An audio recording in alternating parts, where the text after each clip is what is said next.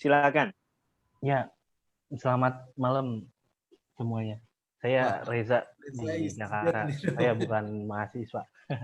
Ya, yang saya pengen menyampaikan beberapa argumentasi tentang analisis pasca COVID. Pertama, saya tidak melihat pemaparan dari Mas Valen tentang kalau tadi bicara soal argumentasi Slavoj Zizek, terus itu Yuval Harari. Tapi yang tidak disinggung, saya juga bingung apakah itu memang tidak diperlukan atau itu tidak menjadi salah satu pilihan yang perlu kita diskusikan, bahwa ada tulisan yang bagus dari Alain Badiou itu soal on the epidemic situation. Nah, saya kira kalau dilihat dari penanggalannya sih, Alain Badiou itu lebih dulu menulis sebelum Zizek menulis pamfletnya yang berjudul Pandemik itu ya. Kalau bisa saya ringkas, ini sepemahaman pembacaan saya, itu pertama itu Badiou malah menekankan statement pertama dia itu bahwa tidak ada yang baru dari COVID ini sebenarnya. Dari segi kesehatan, misalkan dia menulis pada pertama kali dalam paragraf pertama itu dia mengatakan bahwa tidak ada nilai kebaruan dari situasi pandemi COVID, karena secara ilmiah namanya COVID itu sendiri udah SARS kedua ya, artinya itu dia gelombang kedua setelah ada SARS pertama itu tahun kalau nggak salah 2003 atau pokoknya masih di milenium baru ini. Nah, jadi kalau misalkan dia itu pun ditimbulkan juga bukan serta-merta begitu saja gitu. Karena ini juga berkaitan dengan situasi ekonomi politik dunia saat ini. Misalkan situasi pasar dunia yang menggabungkan seluruh dunia, terus itu dikombinasikan dengan luasnya daerah yang tidak mempunyai fasilitas medis yang lengkap, serta kurang disiplinnya vaksin secara global. Sehingga pandemi corona itu sebenarnya menjadi konsekuensi, keniscayaan gitu. Nah, sehingga dia sendiri bilang bahwa satu-satunya pertanyaan kritis yang bisa kita ajukan saat ini adalah kenapa otoritas di setiap negara itu tidak mendanai riset yang mampu menyediakan fasilitas medis baru untuk menghadapi SARS-2 setelah diperingatkan banyak saintis pasca SARS pertama gitu. Nah itu sih. Jadi dia tidak berlalu, ini hampir sama seperti misalkan Zizek membuka pandemiknya dengan mengatakan dia berteka-teki jangan-jangan ya COVID ini hanya sekedar COVID gitu. Tidak ada makna terdalam yang bisa mengubah rasa kemanusiaan kita atau segala macam gitu ya. Karena ya ini situasi yang ya udah situasi yang harus dihadapi gitu. Tidak ada arti lain selain itu COVID. Nah, tapi yang mau saya utarakan argumentasi saya sebenarnya ada beberapa hal yang menarik sih di tulisan Badiou itu, bahwa pertama itu negara di era COVID ini dalam keadaan perang gitu. Perang melawan COVID. Nah, lazimnya ketika misalkan perang dunia pertama dan perang dunia kedua, itu seluruh sumber daya nasional itu dimobilisasi untuk melawan, untuk mengalahkan lawan itu gitu, COVID itu. Nah, disinilah akhirnya timbul yang kayak kita bicarakan tadi soal solidaritas. Makanya nanti akan saya pertanyakan, saya ajukan ke majelis ini untuk mendiskusikan apa makna solidaritas itu sendiri gitu. Karena dalam masa perang dunia pertama, perang dunia kedua, perang revolusi kemerdekaan Indonesia juga, ataupun perang melawan COVID ini, seluruh sumber daya nasional tuh dimobilisasi, sehingga solidaritas itu ya mau kita sebut solidaritas juga oke gitu. Bahwa lintas kelas, lintas kelompok, lintas segala macam itu diberdayakan. Kayak misalkan banyak perusahaan-perusahaan yang sebenarnya itu lagi berkonflik dengan buruhnya sendiri, tapi dengan entengnya mereka memberi rilis ke media-media bahwa kami ikut menyumbang alat PCR, kami menyumbang masker segala macam. Itu untuk sebenarnya ya buruh-buruhnya juga nggak diurus sama di mereka gitu. Atau perusahaan-perusahaan perkebunan gitu, banyak menyumbang ini, menyumbang itu untuk COVID. Tapi dengan konflik masyarakat adatnya sendiri, mereka ya begitu, masih seperti yang lama gitu kan. Nah, makanya ini yang dipertanyakan oleh sebenarnya kalau saya baca Badiou itu ya seperti itu gitu. Nggak ada arti apa-apa. Sebenarnya ini untuk perang, dan masa perang ya memang seperti itu. Kayak perang dunia kedua juga semua lintas kelas kan gitu. Nah, ini yang perlu. Nah, Zizek juga pernah menyinggung soal itu kan, seperti misalkan kenapa Benjamin Netanyahu itu ingin menolong orang-orang Arab Palestina, karena bukan lagi soal penjajahan segala macam, tapi ini solidaritas bukan. Tapi karena dia takut ya warganya juga terkena gitu kan. Nah, seperti itu sih yang mau coba saya tawarkan di majelis ini. Saya juga tidak sepakat dengan Zizek yang justru mempromosikan pada akhirnya adalah mempromosikan semacam negara kesejahteraan era pasca Perang Dunia Kedua yang sebenarnya sudah bangkrut gitu. Karena pada akhirnya ya terkooptasi oleh jejaring ekonomi global yang orientasinya pasar gitu.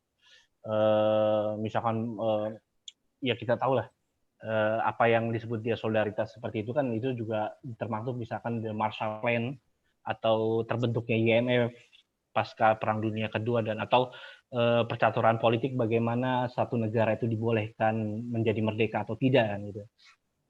Nah, itu juga banyak permainan kan. Nah, jadi yang saya ingin pertanyakan adalah Yoval dan yang lainnya juga saya baca tadi dari presentasi Mas Valen juga ya sama saja gitu, solidaritas. Tapi solidaritasnya ini kan ambigu gitu. Apa yang dimaksud oleh mereka ini soal solidaritas global, apalagi solidaritas global ya. Dan itu sangat, sangat lucu sekali gitu semua menurut saya. Jadi yang pengen saya pertanyaan solidaritas itu berdasarkan apa yang ditawarkan gitu. Apakah model-model filantropik terus segala macam ya itu kan nanti bisa juga akhirnya ya tidak ada yang mengubah apapun atau tidak ada yang ya tidak ada makna apapun selain setelah COVID ini ya udah balik lagi ke tatanan lama gitu. Atau Zizek sendiri mengutip Hegel gitu. Misalkan Zizek juga mengutip Hegel untuk kepentingannya ya. Seperti dia bilang, jangan berharap setelah COVID ini banyak timbul rasa orang-orang manusia bijak gitu. Karena kalau kata Hegel sendiri orang yang belajar tentang sejarah itu akhirnya ya, tidak belajar apapun dari sejarah dunia itu sendiri gitu. Seperti itu sih. Terima kasih. Ya oke, Bung Reza, ya banyak skeptisisme tadi dari lontaran-lontarannya Bung Reza. Saya juga meragu bahwa Reza is dead itu juga adalah sebuah keraguan terhadap eksistensi Reza gitu. Ya, tapi gini lah, biar energinya Bung Valen ini balik dulu ya, karena tadi presentasinya cukup panjang. Saya kasih kesempatan dulu ke Bung Hendar. Biar Bung Valen bisa minum dulu lah. Yuk, mari. Oke, boleh. Terima kasih, Mas Arief, moderator. Terima kasih presentasinya, Bung Valentino. Menarik ya bahwa dari penangkapan saya tentang perubahan tatanan sosial gitu kali ya, kalau saya boleh sederhanakan, pandemi ini memutus tapi juga sekaligus membarui, dan dengan mengucapkan tadi mantra terakhirnya itu beberapa kali Anda sebut tentang entropi ya. Tentang entropi itu membawa saya juga pada kajian yang sedang saya lakukan sekarang untuk proposal disertasi saya. Saya di Ilmu Komunikasi UI ambil S3, dan bulan-bulan ini atau minggu-minggu ini persisnya memang saya sedang mendalami di dalam kuliah seminar perspektif teori komunikasi tentang mathematical theory of communication. Itu yang mengajukan itu Claude Shannon, yang kemudian ditafsirkan oleh Weaver ya untuk konteks yang lebih sosial. Tapi intinya saya mau coba menarik refleksi dari ucapan entropi yang disampaikan Bung Valentino tadi. Kalau kesan saya itu kan entropi yang dipakai oleh Bung Valentino tadi mungkin lebih merujuk ke konsep entropi dalam termodinamika ya. Artinya ada satu difusi, kekacauan, penyebaran energi yang luar biasa setelah adanya kenaikan heat ya. Kalau termodinamika itu kan bicara tentang panas ya, tentang heat naik terus pecah melebur begitu. Nah itu terus kemudian tersebar, lalu terjadi yang disebut sebagai entropi sebagai hukum termodinamika 2 ya kalau nggak salah. Saya sendiri tidak mendalami fisikanya ini, tetapi yang mau saya angkat itu sebenarnya di dalam kaitan dengan informasi. Secara lebih khusus kalau saya baca paparan dari Bung Valentino ini kan semacam ekonomi politik pandemi ya. Karena digunakan untuk menganalisis kapitalisme, janji-janji atau tawaran komunisme yang elegi tadi. Jadi ini ada unsur ekonomi politik pandemi dan bagaimana negara menyiasatinya. Nah, yang saya mau soroti terkait dengan konsep entropi, saya ambil itu dari Shannon ya. Mathematical Theory of Communication bertolak dari dua aspek entropi dan noise. Entropi dan noise dulu. Jadi entropi menunjuk pada konsep termodinamika yang tadi saya sampaikan. Tapi settingnya adalah komunikasi sebagai informasi. Kita ingat di tahun 47, 48, 49 di saat-saat Shannon menyampaikan ini kan baru selesai Perang Dunia Kedua ya. Komunikasi sebagai informasi. Di sini saya mau sampaikan agak sedikit pelan-pelan dan elaboratif ya. Pertama, dalam setting komunikasi sebagai informasi, entropi dipahami sebagai derajat keteracakan atau randomness sebuah pesan dari sumber informasi yang disebut sender ya, sender sumber informasi. Semakin tinggi entropi itu artinya pesan itu semakin acak. Semakin teratur, entropinya artinya semakin rendah. Gitu. Itu premis pertamanya. Premis keduanya terkait dengan noise. Noise merujuk pada konsep redundancy atau berlebihan, hal yang berlebihan yang tidak diinginkan dalam proses transmisi pesan dari sumber informasi yang tertuju kepada penerima atau receiver. Contoh noise itu adalah distorsi dalam suara, statik dalam radio, distorsi dalam gambar TV, atau kekeliruan errors dalam transmisi, telegrafi, atau faksimil. Itu konteksnya tahun 49 seperti itu. Sekarang yang mau saya angkat terkait dengan informational capitalism dan informational entropy. Karena kita di sini bicara pandemi itu bukan hanya penyakitnya yang menyebar, tetapi juga misinformation yang menyebar tentang pandemi itu sendiri. Yang disebut infodemics. Kalau pernah dengar-dengar di tahun 2020 ya, kalau nggak salah WHO dari awal-awal aja April sudah menyebut tentang infodemics, bukan hanya pandemi, gitu ya. Nah, sekarang saya tertariknya adalah, saya mau langsung agak shortcut ke premis berikutnya, itu gagasan yang disebut sebagai entropi informasi ya. Bukan hanya melihat entropi itu sebagai kekacauan yang kemudian menghancurkan keteraturan tatanan yang ada sekarang, tetapi juga syarat kemungkinan dari konseptualisasi empiris. Artinya apa? Artinya entropi informasi itu merupakan ukuran derajat ketidakpastian sebuah pesan yang tadi ya. Padahal ketidakpastian itu mengandaikan ketidaktahuan. Maka kalau kepastian lebih menunjuk kepada noise, dan ini di sini paradoksnya dalam pembentukan pengetahuan yang kemudian juga menjadi derajat deviansinya adalah misinformasi. Jadi kalau di satu sisi kan ada pembentukan pengetahuan, itu kan artinya sisi yang lain ada deviansi atau tadi yang saya sebut sebagai entropi informasi menjadi misinformasi tadi. Nah, sekarang ini perangnya itu menurut saya juga di sini, terutama terkait dengan infodemics tadi. Yang disarankan, ini saya ada mengutip dari Malaspina, tulisan Malaspina ini menarik dan saya mungkin akan membaca sedikit lebih serius nanti untuk proposal saya. Judulnya Epistemology of Noise. Epistemologi apa? Noise itu ya distorsi tadi ya, epistemology of noise. Di sini dia mau mengatakan begini, menggunakan gagasan Norbert Wiener, informasi itu adalah negasi dari entropi, sehingga disebut negentropi. Negentropi ini nanti kemudian dilanjutkan dalam telaahnya Stigler, kalau pernah tahu Bernard Stiegler, ya, informational negentropi. Dia banyak sekali dalam kajian antroposin ya. Antroposin itu dia negentropi ini begitu di highlight, tapi itu saya sendiri masih belum masuk ke sana, mendalami yang ke sana.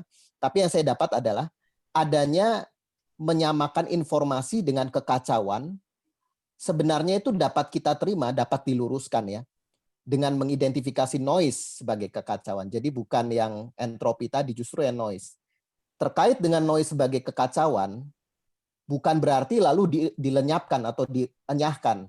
Ini terkait dengan bagaimana cara kita, termasuk cara negara, cara WHO, cara Satgas COVID-19 untuk menangani misinformasi, itu justru menurut saya tidak efektif kalau mengikuti pola yang tadi saya ajukan. Untuk mengenyahkan noise itu, tetapi justru kita perlu melihat bagaimana kita bisa tumbuh berkembang bersama di tengah kehadiran noise. Jadi bagi saya di sini noise itu memang apa ya? Bukan sesuatu unintended consequences, tetapi itu adalah pasangan yang berkembang bersama dengan entropi yang hadir karena bersamaan dengan pengiriman sinyal tadi. Jadi semacam apa ya? Condition of possibility dari keterkiriman pesan atau keterkiriman sinyal. Sehingga alih-alih kita mengenyahkan noise dalam arti mengeliminasi misinformasi misalnya, tetapi kita perlu hidup bersama. Ya kalau pakai bahasa lucu-lucuan sekarang sih berdamai dengan COVID ya, itu pernah diomongin sama Bapak Presiden kita ya. Tapi kalau di sini saya di tengah kehadiran noise, kita tetap perlu apa ya namanya ya, tetap perlu menghadirkan berita-berita yang jernih, kabar-kabar yang jernih, analisis-analisis yang jernih, terkait dengan bukan hanya pandemi tetapi infodemics, sehingga kita tidak terseret masuk ke dalam pusaran noise itu sendiri yang punya logikanya sendiri. Mudah-mudahan sih saya membawa satu cara melihat baru juga dengan pertanyaan ini, bagaimana kita melihat informational capitalism, yang tadi Anda sebutkan bahwa kapitalisme sekarang kan sedang terguncang, semakin menunjukkan rongak ya atau gap. Yang tadi Anda di bagian-bagian awal itu menunjukkan gap-nya itu semakin besar dengan adanya pandemi ini, menunjukkan adanya gap antara yang berpunya dengan tidak berpunya, bahkan itu di dalam level komunitas dan keluarga sendiri. Saya kira yang juga perlu dilihat aspeknya nanti adalah bagaimana informational ini juga menjadi semakin gap ya antara mereka yang memegang informasi dan kita yang menjadi semacam hanya konsumen terhadap informasi dan juga ada konsumen terhadap misinformasi. Nah, saya nggak tahu, ini nanti kita bisa diskusikan lebih menarik lagi, Bung Valentino, kalau arahnya kita bisa lihat juga ke informational capitalism. Terima kasih.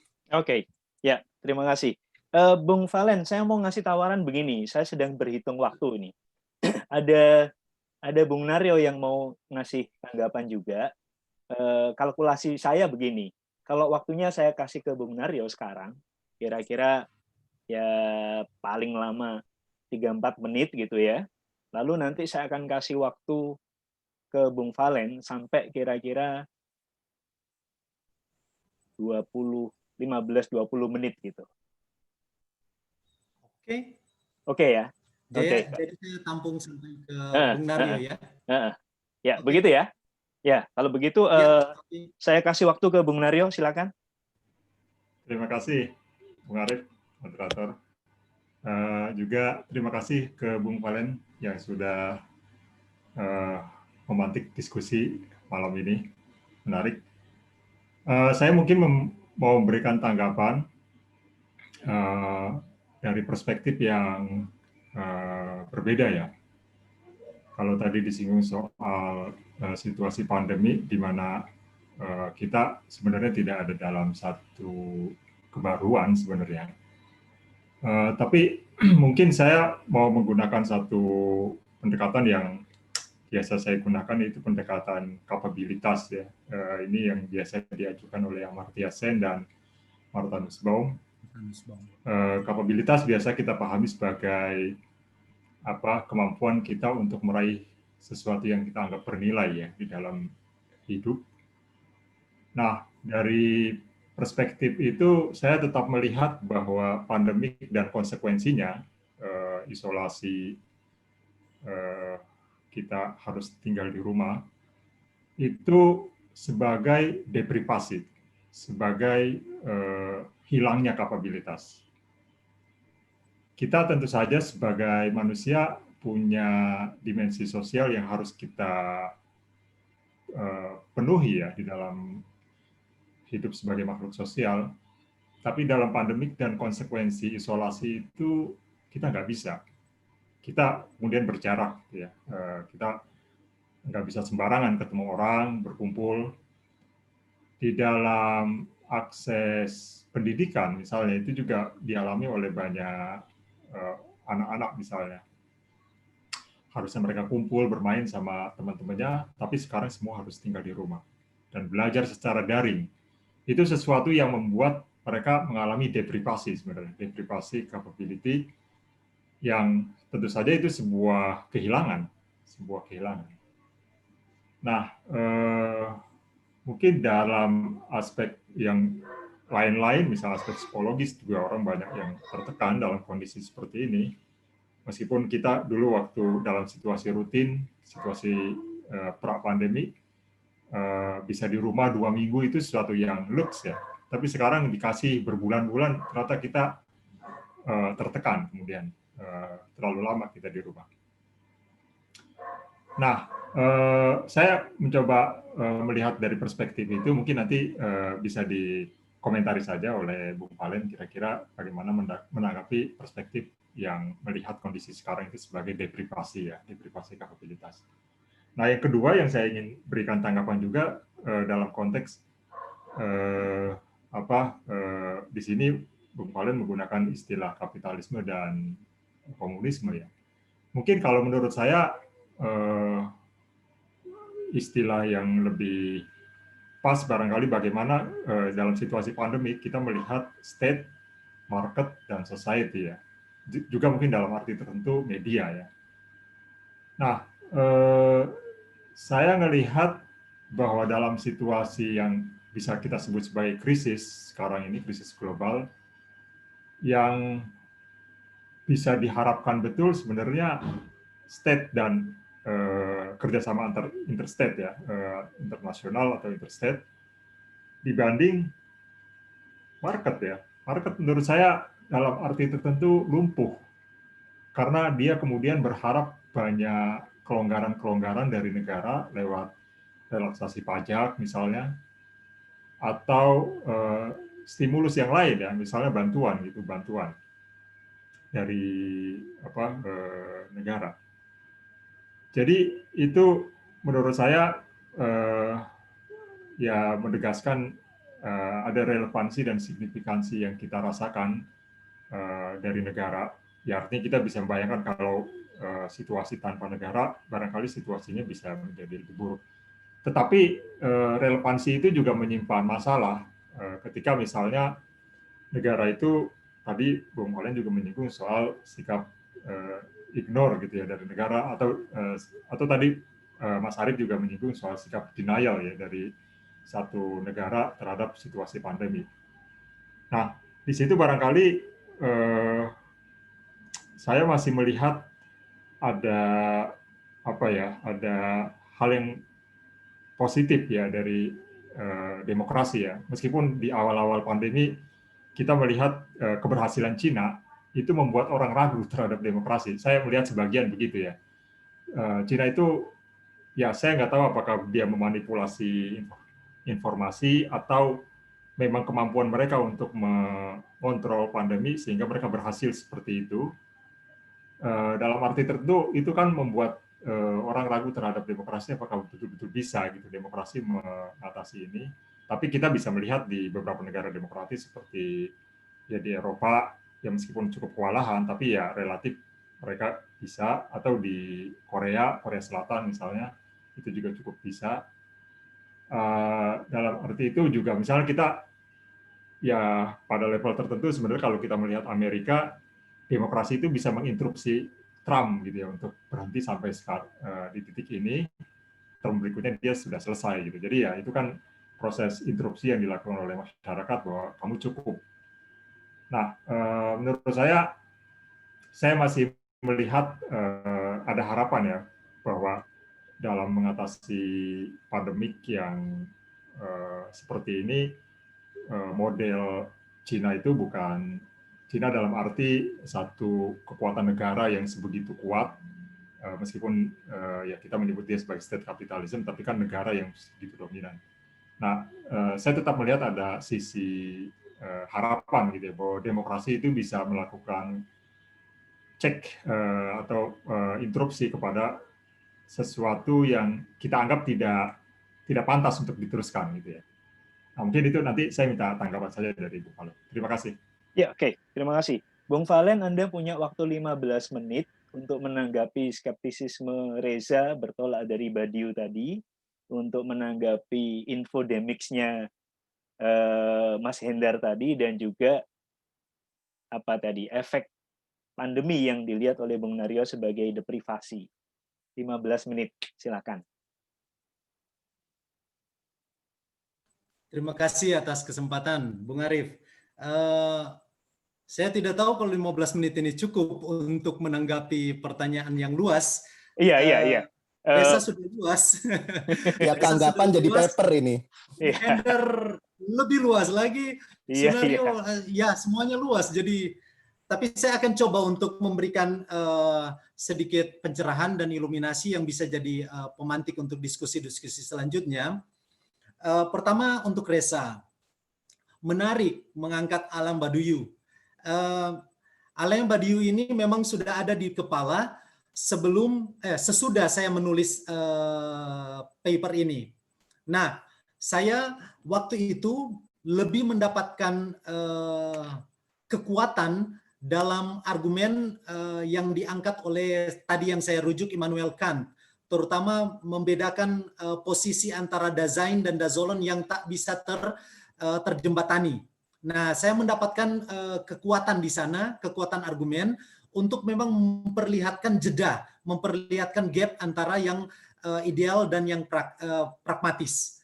Sehingga memang saya lebih condong ke Immanuel Kant untuk dijadikan sebagai dasar bagi argumen saya. Apa yang dikatakan oleh Badiou itu memang juga menarik. Benar bahwa tidak ada kebaruan di sana. Bahkan sebenarnya dalam bahasa saya yang menakutkan adalah ketika kepekaan kita akan pandemi ini sudah terpantik, namun ingat Nina Bobok dari kemapanan itu akan jauh lebih menarik. Dan menurut saya Badiou melihat itu, dan bagi saya skeptisisme dari Badiou adalah skeptisisme yang terukur.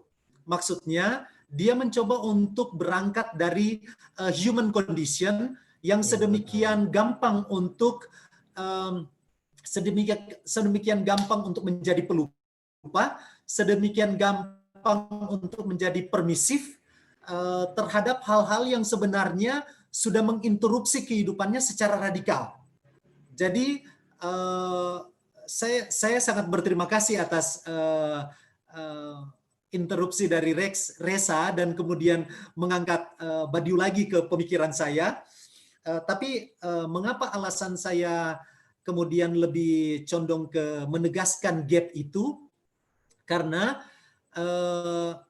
argumen dari Badiou lebih ke menurut saya argumen fenomenologi sosial yang dia tangkap, sedikit historis. Nah, sedangkan yang saya butuhkan adalah bangunan argumen yang lebih fundamental, yang lebih benar-benar menegaskan gap ini, dan menurut saya kekuatan itu saya dapat dari Immanuel Kant. Nah, ini tentang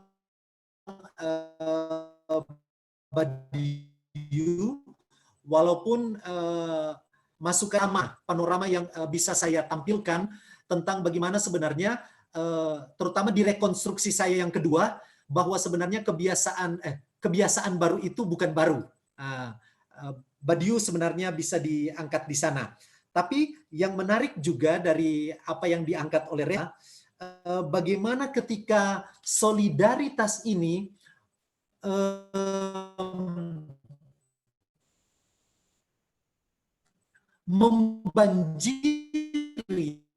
membanjiri dunia publik.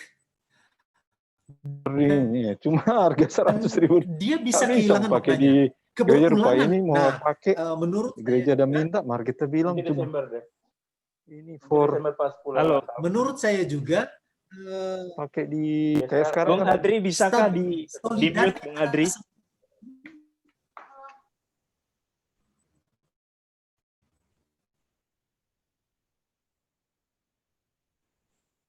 Ya, saya lanjut. Ya, solidaritas tantangan besar bagi kita. Tadi sudah saya sempat sebutkan bahwa solidaritas ini bisa berwajah macam-macam. Dia bisa berwajah sangat-sangat sangat-sangat penuh penuh kebaikan, kelihatan sangat-sangat sincere dan tulus, tapi kita bisa merujuk pada tulisan Lionel Trilling tentang sincerity dan authenticity, bahwa sebenarnya hal-hal yang misalnya seperti solidaritas ini sebenarnya bukan dijustifikasi, tetapi dia akan dijustifikasi oleh seberapa besar otentisitas yang menjadi landasan dari solidaritas itu. Apakah solidaritas ini berhenti pada sincerity, ketulusan yang formalistis? Dalam konteks ini sangat bisa mendapatkan banyak deviasi, ataukah memang dia benar-benar dilandasi oleh otentisitas? Seperti yang diangkat oleh Trilling sebagai salah satu the ethics of modernity. Bahkan melampaui apa yang ditawarkan oleh sincerity. Nah, menurut saya batu uji dari mobilisasi dari solidaritasmu ini, menurut saya tak lain adalah otentisitas ini. Nah, sehingga memang berhadapan dengan ini adalah kita memang sementara ditantang untuk benar-benar jadi manusia. Jadi jangan sampai kata yang sedemikian khas manusiawi, sangat humanus dalam, bukan cuma hominis, tapi benar-benar humanus, seperti solidaritas menjadi semu. Nah, semu karena keberulangan penggunaan sehingga dia kehilangan makna, dan juga topeng-topeng yang menghilangkan sebenarnya tuntutan otentisitas di balik itu. Jadi bukan praktik solidaritas yang terpenting sebenarnya. Praktik solidaritas bisa membantu, namun nilainya akan terjustifikasi selain di praktik, tapi apa yang ada di balik itu, yakni otentisitas. Nah, konsep itu yang saya kemukakan untuk at least menangkal kemungkinan-kemungkinan kesemuan dari solidaritas ini. Nah, saya tertarik dengan Hegel karena di akhir Zizek, penuturan Zizek, dia juga mengutip Hegel. Tapi ini dia salah satu kritik saya terhadap Zizek adalah dia selain tak bisa keluar dari dekonstruksi, dia pun tak bisa keluar dari bayang-bayang Hegel. Hegel dalam Philosophy of Right, terutama dalam Minerva itu kan terbang di saat malam datang. Dia terbang di saat malam ada, di Owl of Minerva itu datang dan terbang, mengepakkan sayapnya. Dan itu menandakan bahwa itulah kinerja filsafat. Filsafat memberikan refleksi-refleksi mendalamnya kepada sebuah pengalaman, kepada sebuah peristiwa, kepada sebuah entitas yang sudah mencapai aktualisasinya. Nah, dalam konteks ini, kecepatan buku, kecepatan tulisan dari Slavoj Zizek ini sebenarnya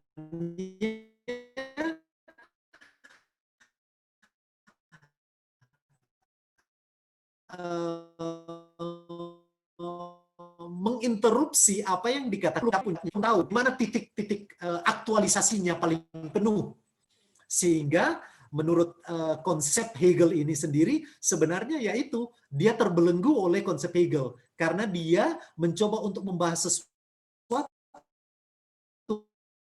memberikan refleksinya sebelum sebuah realitas lepas dari bayang Hegel. Nah, Bung Hendar sangat menarik bagaimana cara Bung Hendar membawa theory of communication, secara khusus mathematical theory of communication, dengan memberikan dua rujukan konsep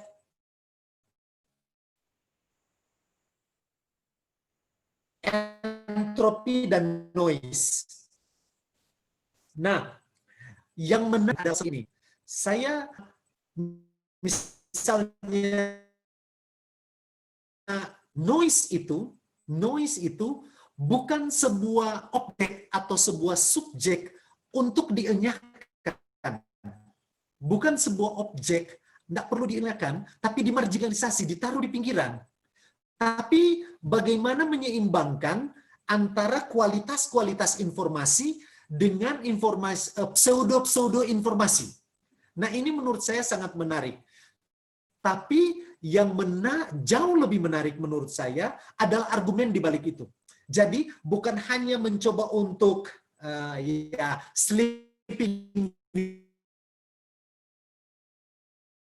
with the enemy, istilahnya, cuma ya hidup bersama dengan, tapi menyeimbangi kadar noise dalam komunikasi publik dengan informasi-informasi bermutu. Nah, ada argumen di balik itu yang lebih menarik bagi saya, yakni argumen tentang condition of possibility. Nah, saya juga menggunakan condition of possibility sebagai argumen untuk menopang disertasi saya, karena itu saya sangat tertarik, yakni apa?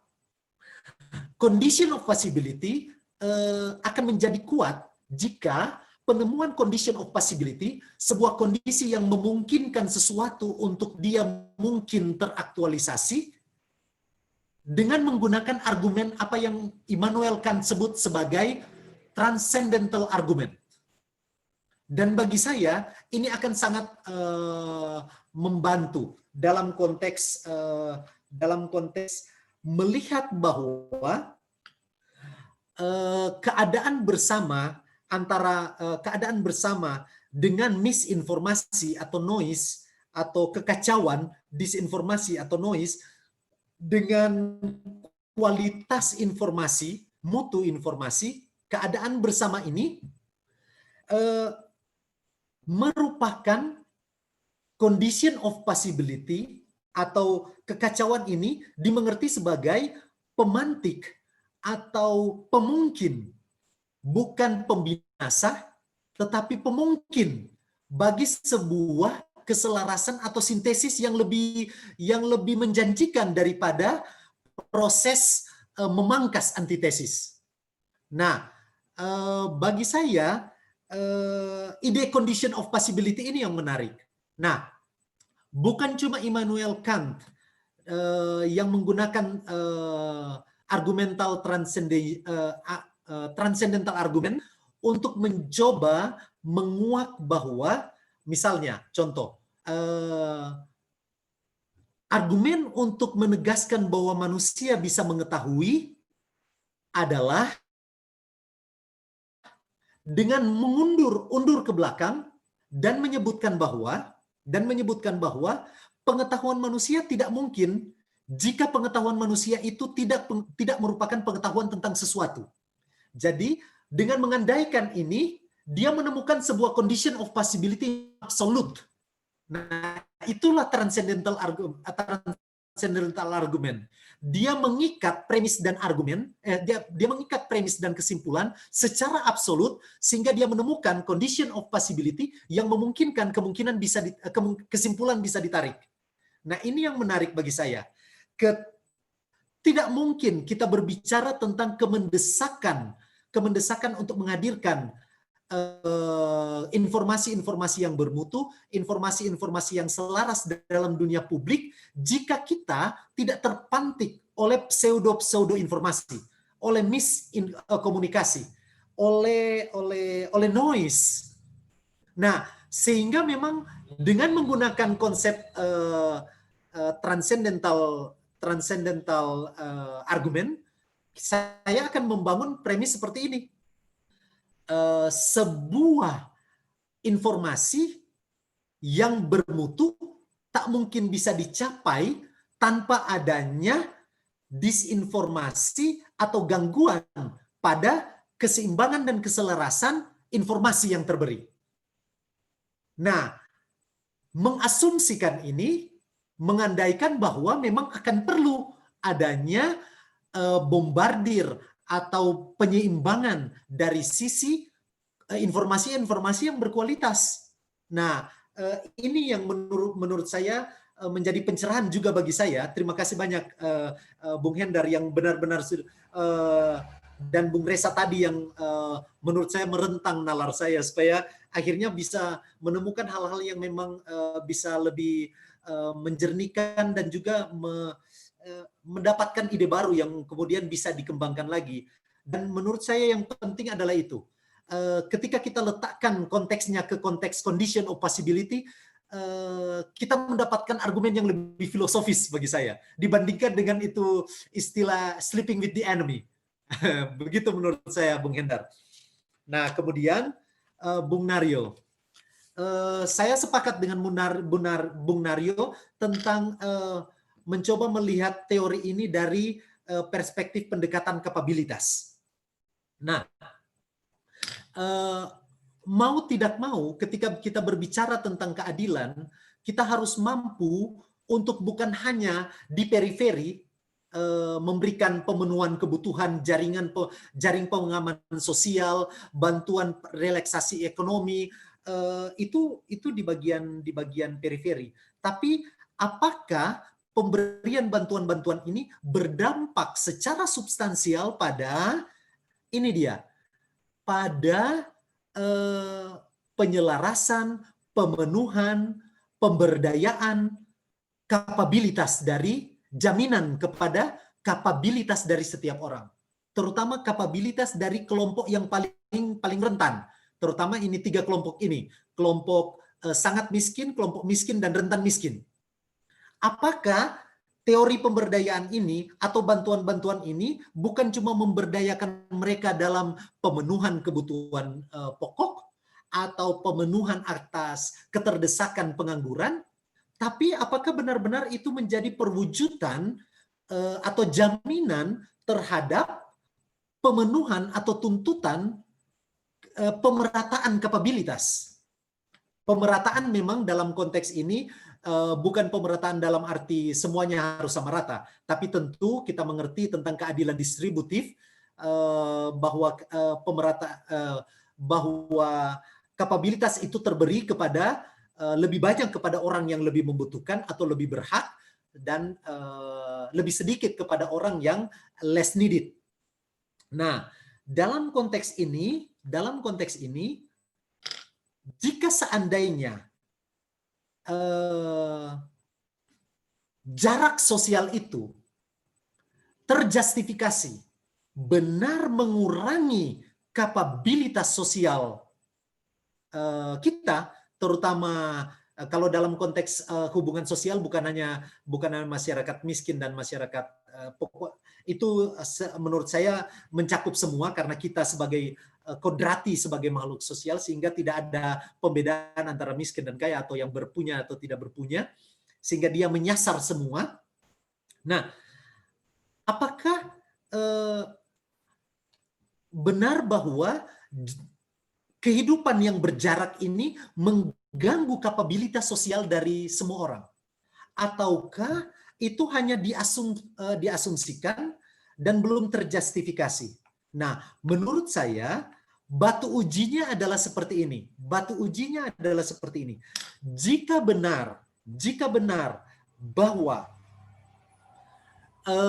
kita sebagai makhluk sosial, kemampuan kita untuk berinteraksi benar-benar terkoreksi, terinterupsi.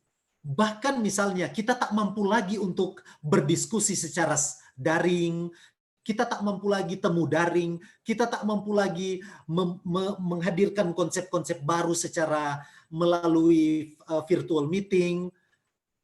Kalau sudah sampai di sana, bahkan bantuan virtual ini tak mampu lagi mencapai tujuannya, misalnya tujuan meeting atau tujuan pembelajaran.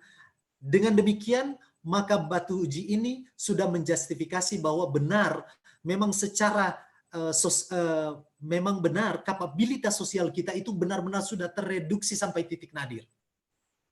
Tapi menurut saya mungkin belum, karena buktinya walaupun style ini, metode ini mengurangi dalam hal tertentu kualitas, intensitas pertemuan sosial, tapi dia tetap membantu untuk kita mencapai at least tujuan-tujuan yang lebih substansial.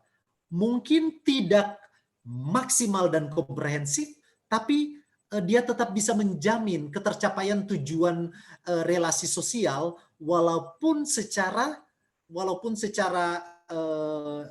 jarang, tidak lengkap dan tidak komprehensif.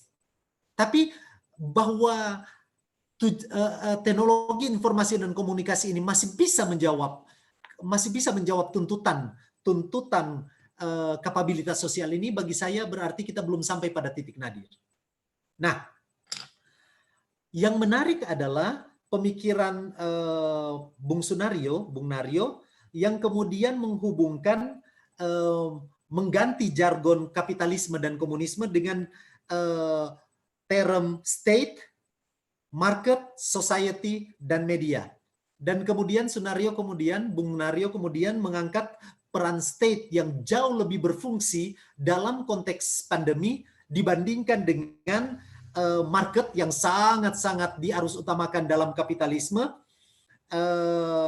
dan society, dalam konteks ini society yang kapital. Tapi menurut saya selain state yang sangat punya kepentingan di sini, yang bisa bahkan Yuval Noah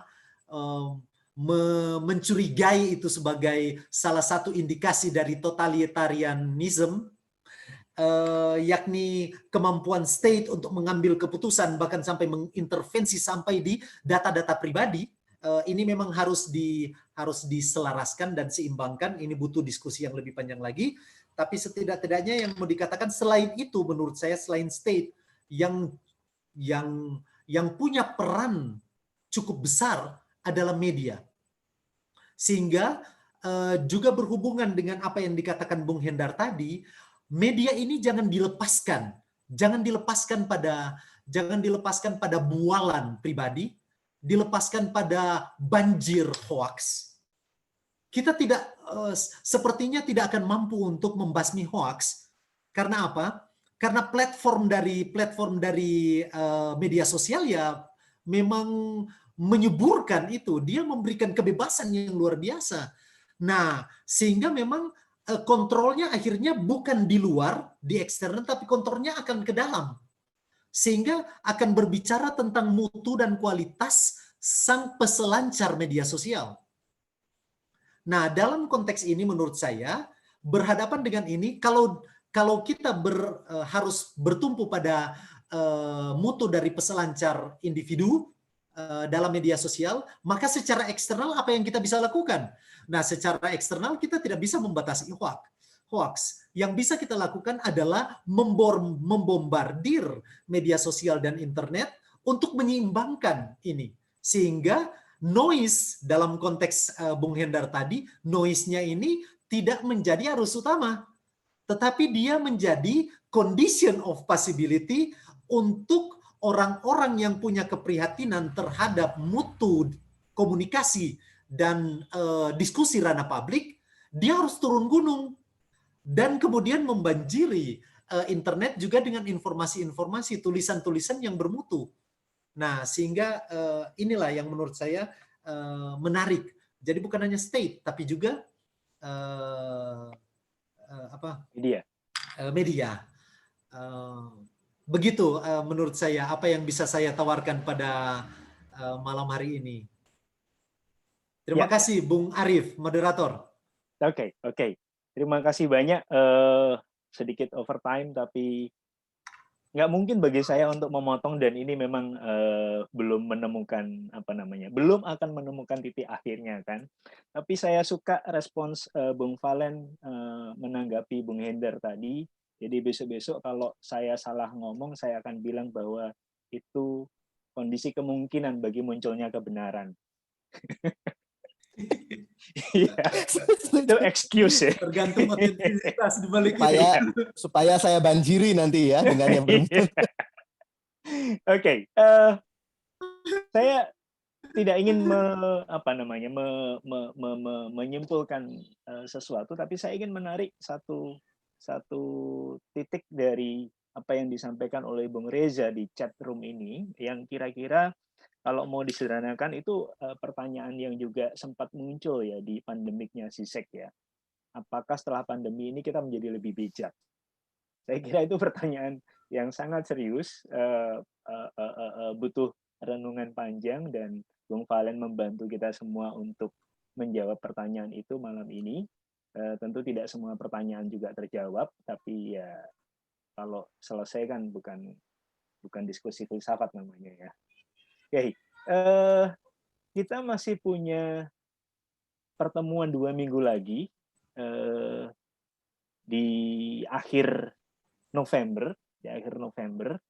Nah, Bung Naryo waktu itu mempropos saya untuk bicara mengenai demokrasi dan pandemi, tapi di kepala saya kalau saya bicara mengenai demokrasi dan pandemi itu tidak ada basis yang lebih aktual dan menarik setidaknya bagi saya dibandingkan Harari dan Zizek, dan itu sudah dibicarakan banyak tadi oleh Bung Valen. Jadi saya mungkin akan bicara soal ini aja deh, pilkada deh, 2 minggu lagi ya. Gimana kita mau melihat pilkada? Nggak tahu nanti saya akan pakai instrumennya siapa untuk melihat pilkada dan demokrasi.